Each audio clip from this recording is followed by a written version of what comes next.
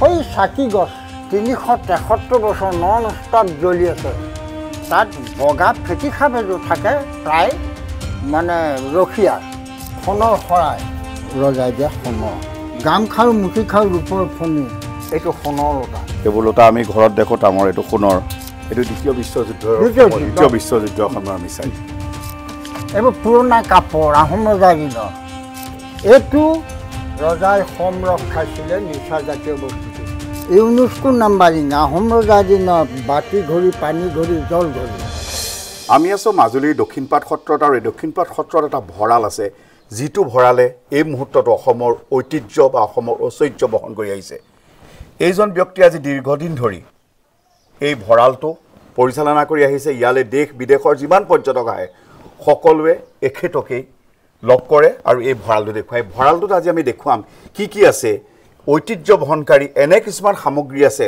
যিবোৰ সামগ্ৰী হয়তো আপোনালোকে আগতে দেখা নাই আজি আমি জ্ঞানৰ জৰিয়তে দেখুৱাম শ্ৰী দক্ষিণপাট সত্ৰৰ সেই অমূল্য সম্পত্তিখিনি বা আপুৰুগীয়া সম্পত্তিখিনি যিখিনি হয়তো অসমৰ দৰ্শকে পূৰ্বে দেখা নাছিল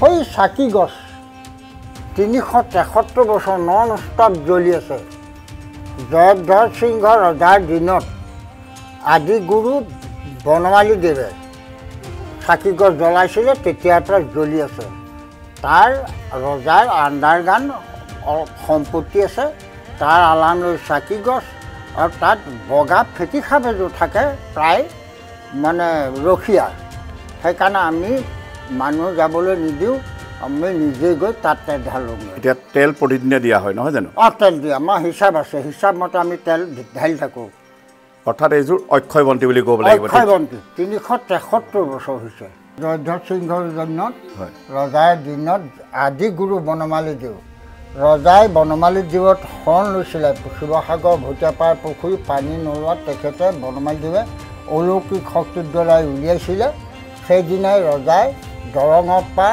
আনিছিলে আৰু দৰঙলৈ নপঠিয়াই জয়ধ্বজ সিংহ ৰজাই মই আপোনাতে শৰণাপন্ন হৈছোঁ আপোনাৰ গুৰুতে শৰণ ল'ম আৰু আপুনি মোৰ ৰাজ্যত থাকিব লাগিব তেতিয়াহ'লে মোৰ ৰাজ্যত কোনো অপায় মংগল নহয় মই যিমান হয় মাটি বাৰী সা সম্পত্তি দিম আৰু আপোনাকে মই শৰণ লৈছোঁ আৰু আপোনাক মোৰ যিটো ৰাজ সন্মান আজি প্ৰদান কৰিছোঁ সেই ৰাজ সন্মান প্ৰদান কৰাৰ বাবেই বনমালীদেৱে অলপ সম্পত্তিও দিছিলে তাতে ৰাখি সেই চাকি গছ জ্বলাইছিলে আজি পৰিমিত আজি 373 বছৰ জ্বলি আছে সেই সম্পত্তিখিনিকে ৰখি সেই ঘৰটোৰ ভিতৰত তালৈ কোনো নাযায় যাবলৈ নিদিওঁ লাইটৰ কানেকশ্যনো নাই কিন্তু বগা ফেটি খাব যোৱা আছে সম্পত্তিখিনিকে ৰখি থাকে মাজে সময়ে আমি পাওঁ এয়া লক্ষীনাৰায়ণ ঐতিহ্যৰে হাতী দাঁত 6টা আছে 5.5 ফুটকৈ হাতী দাঁত 6টা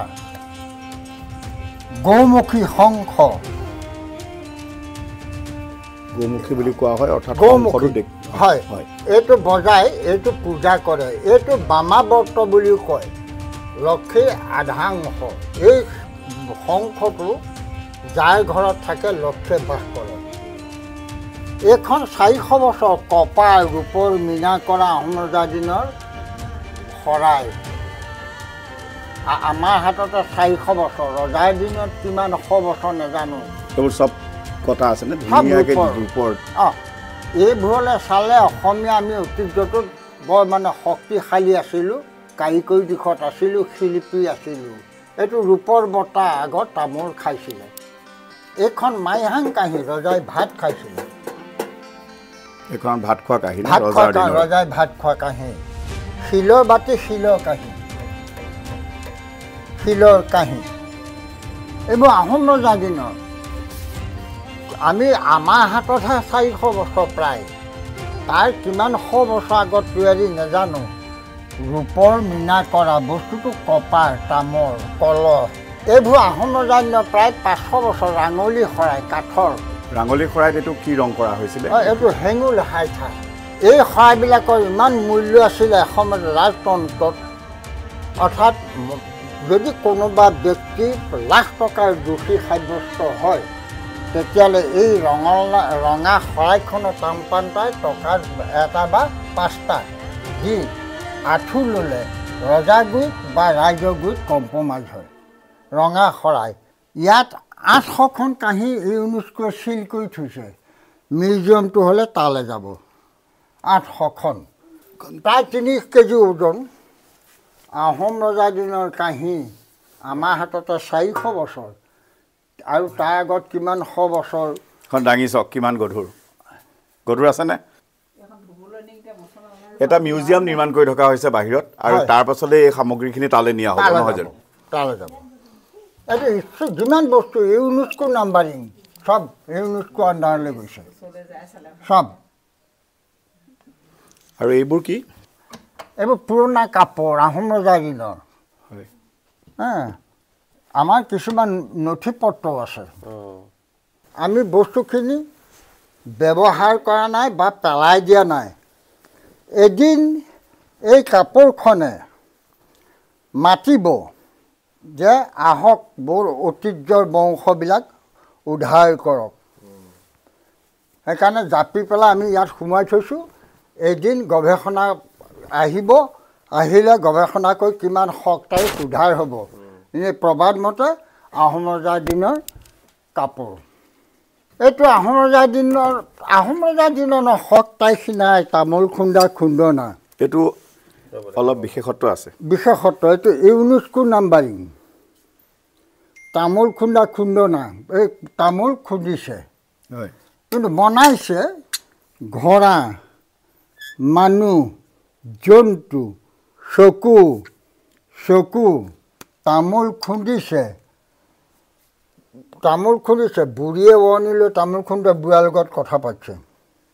অৰ্থাৎ এইটো যদিও তামোল খুন্দনা হয় কিন্তু একদম বহুত ধুনীয়াকৈ ইয়াত কৰা আছে। ইয়াত বুঢ়া বুঢ়ী আৰু ইয়াত সুন্দৰকৈ এইখিনি কটা হৈছিল নহয় জানো? আহোম ৰাজত্বৰ দিনৰ এটা চিনাকি।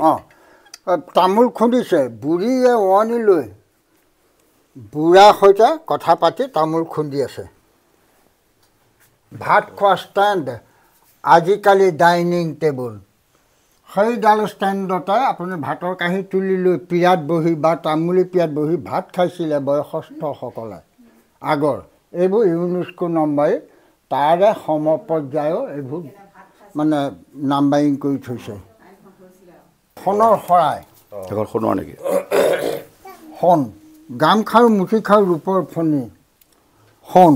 এইবোৰ পিয়ৰ সোণ নাই? পিয়ৰ। এইটো কেতিয়া ৰজা কোন ৰজাৰ? এইটো জয়ধ্বজ সিংহ ৰজা। হয় হয় ৰজাই দিয়া সোণৰ। আৰু এইটো কি ওপৰত এখন ফণি নেকি? ৰূপৰ মুঠিখাৰু গামখাৰু বিহুবিলাকত যে ব্যৱহাৰ হয়। আৰু এইখন ৰূপৰ ফণি। এইটো সোণৰ লোটা। এইবোৰ লোটা আমি ঘৰত দেখোঁ তামৰ, এইটো সোণৰ। হয় এইটো আহোম ৰজাৰ দিনৰ দুনৰি বিবাহবিলাকত ব্যৱহাৰ কৰে। এইবোৰ আহোম ৰজাৰ দিনৰ। এইটো মিছাইল ৰজাই সত্ৰ সুৰক্ষিতৰ কাৰণে মিছাইলটো দিছিলে। আমাৰ বৰটোপ আছে 2টা ইউনেস্কো নাম্বাৰিং। এইটো দাঙি চাব নেকি কোনোবাই? দাঙি চাব পাৰে, দাঙিবলৈকে দিগদাৰ।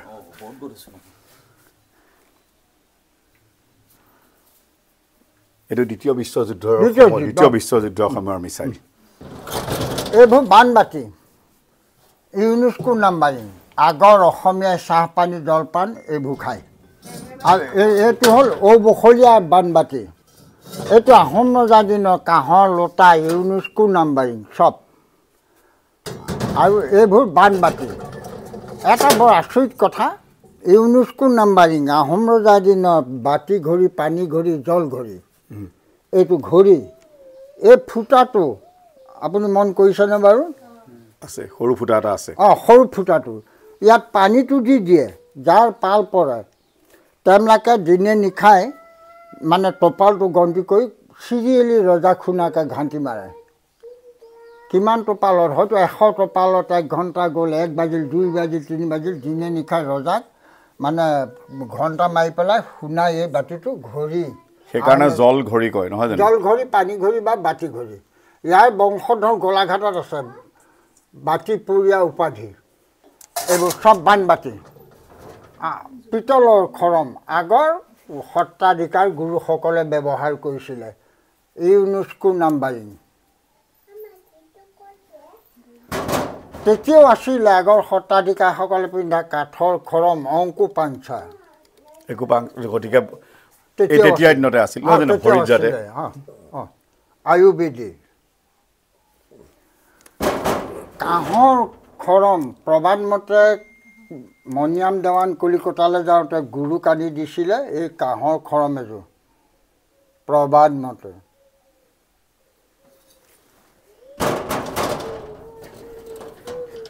400 বছৰ মুগাৰ ধুতি আমাৰ হাতখন আছে তেতিয়া মেচিন নাই হাতেৰে বোৱা অসমীয়া তিৰোতাই 400 বছৰ এতিয়া এইবোৰলৈ চালে আমি এটা হাইচ কাৰি কৰি আছিলোঁ এতিয়া আমাৰ কপাল বেয়া আমি নিজক নিজে নিচিনি পেলাই চীনেহে পৃথিৱীৰ ভিতৰত হাইচ কাৰি কৰি বিশ্বৰ ভিতৰত উপাধি লাভ কৰিছে কিন্তু আমাৰ ধুতি 400 বছৰ অসমীয়া তিৰোতাসকলে বোৱা আমাৰ হাতত 400 বছৰ তাৰ বা কিমান আগতে আছিল সেইটো হিচাপে সেইফালৰ পৰা আমি নিজক নিজে গৌৰৱ কৰিব পাৰোঁ এতিয়াও মই অনুৰোধ কৰোঁ অসমীয়াক জাতিক আগবাঢ়ি আহক আমি বিশ্বৰ ভিতৰত আগশাৰী স্থান লওঁ কাৰিকৰী দিশত তেতিয়া আমাৰ জাতিটো জীয়াই থাকিব 11 ফুট দীঘল ৰজাই গাত লোৱা চেলেং কাপোৰ আপোনাৰ এই গুণাবোৰ সোণৰ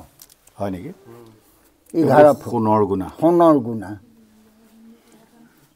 এইটো ভোগজৰা ৰজাই সোমৰস খাইছিলে নিচাজাতীয় বস্তুটো সোমৰস মানে হ'লগে যিটো খুৰা খুৰা সেইটো বুলি আজিকালি কিছুমানে ভাবিব ৰজাই খাইছিলে আমিও খাওঁ নহয় সেইটো ঘৰতটোৱেই সেইটোৱে স্বাস্থ্য উন্নত কৰে বেমাৰ আজাৰ নিৰাকৰণ কৰে আৰু তাৰ পৰা মানে ৰজাই পৰিচালনা কৰিবলৈ সুপৰিকল্পিত হিচাপত শক্তি পায় ইয়াতে ভৰাই লৈ অলপ অলপকৈ ঢালি থাকে নহয় ঢালি খাই থাকে এইটো কিহেৰে তৈয়াৰী এইটো কাঁহ নহয় জানো কাঁহ কিন্তু এইটো সোণ কোনটো এইটো সোণ এইটো আৰু এইটো সোণৰ বাকীটো কাঁহ এইটো হাতী খুজীয়া বাতি খোজটো হাতীৰ নিচিনা হয় সেইকাৰণে হাতী এইটোত কি কৰে নম্বৰ গধূলি প্ৰবাদ মতে সকলোৱে ভাত খোৱাৰ পাছত পিছদিনাখনি পুতেক বা স্বামী হাললৈ যাবলগীয়া হ'লে মাইকীগৰাকী উঠা দেৰি হ'ব পাৰে সেইকাৰণে ইয়াত ভাত দাইল ভাজি চাজি নিমখ তেল জলকীয়া চব সজাই মজিয়াত ঢাকি থয় স্বামীয়ে বা পুতেকে জবৰা মাৰিয়ে ইয়াৰ এবাটি খাই লৈ গৰুহালে নাঙল জৰি লৈ পথাৰলৈ যায় হাতী খুজীয়া বাতি আমাৰ ৰূপৰ লোটা 4টা আছে ইউনেস্কো নাম্বাৰিং ৰূপৰ ৰূপত ব্যৱহাৰ কৰাটো চাইণ্টিষ্ট এটা কথা আছে আগৰ ৰজাসকল ধনীসকলে সোণত বা ৰূপত পাত্ৰত ব্যৱহাৰ কৰিছিলে ইয়াৰ পানীটো শৰীৰত প্ৰৱেশ কৰিলে কলেৰা কেঞ্চাৰ এতিয়া এইবিলাকৰ পৰা নিৰাকৰণ হয় আহোম ৰজাৰ দিনত ৰজাই তামোল খোৱা বটা এই দুটা আমি মেটেলটো চোৱা নাই বাৰু ঐতিহ্য পাই মুকলিতেই আছে কি বস্তু নাজানো সোণ নে কি বাৰু ধৰিব পৰা নাই আমি পৰীক্ষাও কৰা নাই এনেই বটা হিচাপতে চলি আছে আগৰ বয়সস্থ যিবিলাক গাঁৱৰ বৃদ্ধ লোক গাঁওবুঢ়াৰ পৰা আৰম্ভ কৰি মেধি মদাগৰ তেখেতসকলে ভাত বান এই বান কাঁহীত ভাত খাইছিলে তেতিয়া শহুৰে খোৱা কাঁহী বাতি বা এই বানবোৰ বোৱাৰীয়েও ধুইছিলে আজিকালি নোধোৱে আপুনি দাঙি চাওক ৱেইটটো দাঙি পেলাই দেখক চাওঁ কিমান গধুৰ নে এতিয়া ঘৰে ঘৰে পানী আহোম ৰজাৰ দিনত নদীৰ পৰা নে এইটো গাগৰি কঁকালত সোঁফালে কঁকালত আনে ডিঙি চুটি পিছলি নাযায় এইটো গাগৰি পেটটো শকত আৰু বিভিন্ন কাৰিকৰ ফুল তেতেলী কটা ইয়াৰ দুটা কলহ মূৰত আনে এগৰাকী তিৰোতাই গাগৰিটো কঁকালত মূৰত দুটা কলহ আনে পিছলি নাযায় ডিঙিটো চুটি এই তিনিটা আহিল আকৌ এইটো কল এইটো বাওঁ হাত আনে এইটো সোঁফালে কঁকালত ল'লে দুটা মূৰত ল'লে এইটো বাওঁ হাতে লৈ ঘৰলৈ আহে আহিলে এবেলা পানীয়ে পৰিচালনা হয় আকৌ খাই বৈছে আকৌ গ'ল নদী বা বিল বা পুখুৰী চাৰিটা আনে একেলগে আহোম ৰজাৰ দিনত তৰোৱাল এইবোৰ তৰোৱাল আহোম ৰজাৰ দিনত এডাল লাখুটি ৰাজভঁৰালৰ পৰা ৰাতিপুৱা চিকিউৰিটিয়ে এই লাখুটিডাল লৈ ৰাজ্য পৰিভ্ৰমণ কৰে ট্ৰেফিক পুলিচ বুলি ক'লেও বেয়া নহয় যদি শত্ৰু পায় বা সন্দেহজনক মানুহ পায় আক্ৰমণ কৰে গুপ্তি লাখুটি সন্দেহজনক ঘূৰি ফুৰা মানুহ পালে লাখুটি নহয় গুপ্তি 300 প্ৰায় 60 বছৰ ৰূপৰ লাখুটি আগৰ বৃদ্ধ সত্ৰাধিকাৰসকলে ব্যৱহাৰ কৰিছিলে এয়া হ'ল সিংহ ইয়াত 10 অৱতাৰ খোদিত কৰা আছে আপোনাৰ এই মৎস্য কুৰ্ম বাৰাহ বামন পৰশুৰামৰ পৰা আদি কৰি 10 অৱতাৰ খোদিত কৰা আছে আগৰ মানুহবিলাকৰ হেল্থ স্বাস্থ্য বা ওখ ৰজাক বৰদুৱৰীয়ে এই লাখুটিডালে তৰোৱাল এখনৰ সৈতে চিকিউৰিটি ৰখি থাকে এই লাখুটিডাল আগৰ মানুহবিলাক ওখ পাখ আছিলে সেইকাৰণে লাখুটিডালেই তাৰ চাইনেকিটো দাঙি ধৰে এইখন হাইষ্ট প্ৰবাদ মতে আহোম ৰজাৰ আভ্যন্তৰীণ অতি আপোন বিশ্বাসী সৈনিক এটা পাৰ্টি আছিলে লাষ্ট মুভমেণ্টত আহোম ৰজাই হৰা যেন দেখিলে এই তৰোৱাল বৃদ্ধি পেলাই যুদ্ধলৈ পঠাই দিয়ে সিপক্ষৰ যদি কোনোবা ঘা লাগিল বাচিবলৈ নাই মৰাটো বৰিবই কোনো চিকিৎসা নাই কিবা লগোৱা থাকে মানে বিষ দিয়া আছে হাইচ বিষ আৰু এই পক্ষক যদি ধৰে তেতিয়াহ'লে ৰজাৰ আভ্যন্তৰীণখিনি উলিয়াই পেলালে মই প্ৰবাদ মতে বৰদুৱৰীসকলে মোক কোৱা মতে ইয়াত কাল হীৰাখনা আছিলে লগোৱা আছিলে তাত চেলেক মাৰি পেলাই মৃত্যুবৰণ কৰে ৰজাৰ সম্পত্তিখিনি ৰৈ যায় মানে তেওঁ মৃত্যুবৰণ কৰে এইখন অতি হাইচ বিষ দিয়া মোক যেনিবা চুবলৈকে প্ৰায় হাক দিছে এই আগৰ কৰ্মচাৰীসকলৰ বৰ বিষয়াসকলে সেইকাৰণে তেতিয়াও চাওক মোৰ দেশ মোৰ ৰজা মোৰ অসম মোৰ সম্পত্তি নিজৰ পৰিয়াল বা পৰিয়াল ছেট কৰি হ'লেও দেশ ৰক্ষা কৰিছিলে আজিকালি তেনেকুৱা এটা ভাৱ আহি গ'লে আমি অতি ৰাম ৰাজ্য হিচাপত অসমখন চলিব পাৰোঁ আমাৰ চব আত্মবৎ সৰ্বভূতেষু যিমান আছে বাস কৰা আমাৰ এই ককাই ভাই আমাৰ এই বংশ পৰিয়াল এইটো আহোম ৰজাৰ দিনৰ তেজাৰী ৰজাই দিয়া তেজাৰী ইয়াত সোণ ৰূপৰ মুদ্ৰা আছে চাবিটো সত্ৰাধিকাৰ হাতত আছে সোণ ৰূপৰ মুদ্ৰা আছে ৰজা দিনৰ তেতিয়া সকলোখিনি পিছত এইখিনি মিউজিয়ামলৈ নিয়া হ'ব ফাইটাৰ মনিয়াম দেৱান দক্ষিণ পাটৰ শিষ তেখেতে ধূপৰ মছলা খুন্দি যাদৱৰায় চৰণত পূজাত দিবৰ কাৰণে এই শিলৰ উৰালটো দিছিলে এইটো শিলৰ উৰাল আৰু এইটো মাজুলীৰ প্ৰথম পকা ঘৰ প্ৰায় 260 বছৰ বুলি ক'লেও অত্যুক্তি কোৱা নহয় তাৰে এইটো হ'ল ইটা শুদ্ধ মাটি তেতিয়া